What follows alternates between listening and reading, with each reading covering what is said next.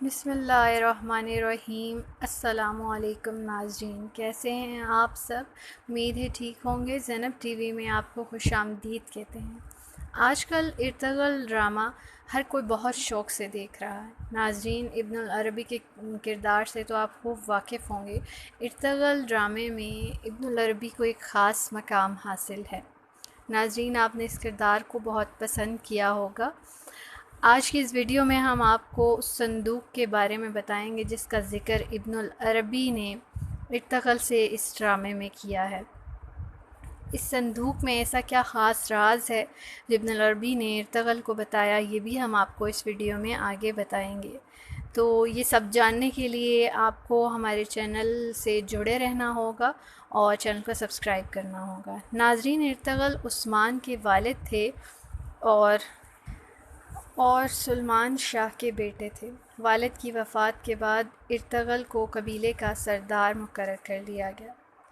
ایک دن ارطغرل شکار کی نیت سے جنگل میں جا رہے تھے کہ اچانک وہاں ان کی ملاقات درویشوں کے ایک گروپ سے ہوئی۔ درویشوں کے اس گروپ کے سربراہ نے ارطغرل کو کھانے کی دعوت دی۔ وہ ان کے ساتھ بیٹھ گئے اور کھانا کھانے کی تیاری شروع ہوئی۔ درویش تھوڑی دیر ارطغرل کو دیکھتے رہے، پھر ان کے سردار نے ارطغرل سے کہا، تمہیں جتنے بھی ملکوں کے نام یاد ہیں وہ بتاؤ۔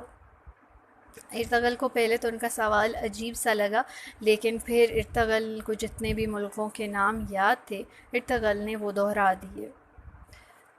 جب ارطغرل نے نام دہرائے تو وہ جو درویشوں کے سردار تھے وہ مسکرائے اور بولے، اے چرواہے، یہ جو سارے ملکوں کے نام تم نے دہرائے ہیں یہ سب کے سب تمہارے ہوئے، لیکن صرف ایک شرط پہ۔ ارطغرل نے حامی بھر لی اور دل پہ ہاتھ رکھ کے وعدہ کر لیا۔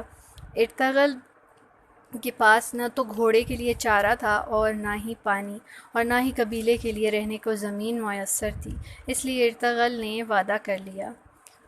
ارطغرل نے فوراً ہاں کر دی اور درویشوں کے سردار نے ارطغرل کو گلے سے لگایا۔ ناظرین، کہ وہ سربراہ ابن العربی تھے۔ ابن العربی نے ارطغرل کے گلے میں ایک تعویذ ڈالا اور اس کو ایک تلوار دی اور اس تلوار پہ ہاتھ پھیر کے کہا، یہ تلوار جب تک اسلام کے لیے اٹھتی رہے گی یہ کبھی بھی تمہارے اور تمہاری نسل کے ہاتھ سے نہیں گرے گی۔ پھر انہوں نے ارطغرل کو ایک صندوق کے بارے میں بتایا۔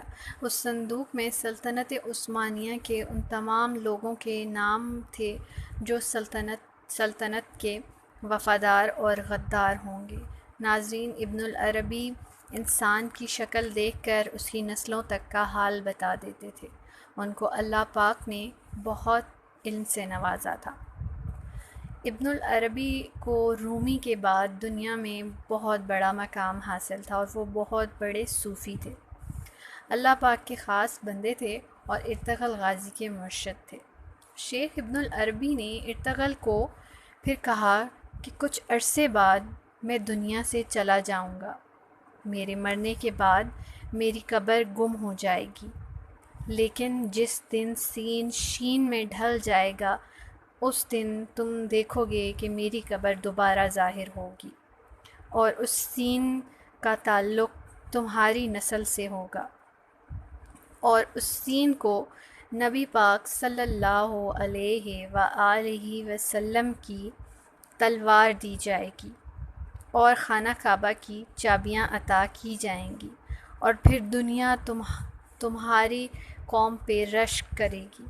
ارطغرل کو ابن العربی کی یہ بات سمجھ نہیں آئی تھی، لیکن 300 سال بعد یہ پیشن گوئی سچ ثابت ہوئی۔ ارطغرل غازی نے وہ صندوق کیسے حاصل کیا اور اس صندوق کو حاصل کرنے کے لیے انہوں نے کیا کیا جدوجہد کی، یہ ہم آپ کو اگلی ویڈیو میں بتائیں گے، لیکن اس کے لیے آپ کو ہمارے چینل کو سبسکرائب کرنا ہوگا اور بیل آئیکن کو پریس کرنا ہوگا۔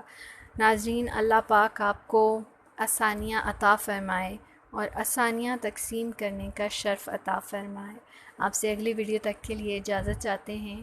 میرے چینل کو سبسکرائب کیجیے میری ویڈیوز کو لائک کیجیے اور زیادہ سے زیادہ شیئر کیجیے، اور کمنٹ باکس میں آپ بتائیں کہ آپ کے خیال میں ارطغرل نے وہ صندوق کیسے حاصل کیا ہو۔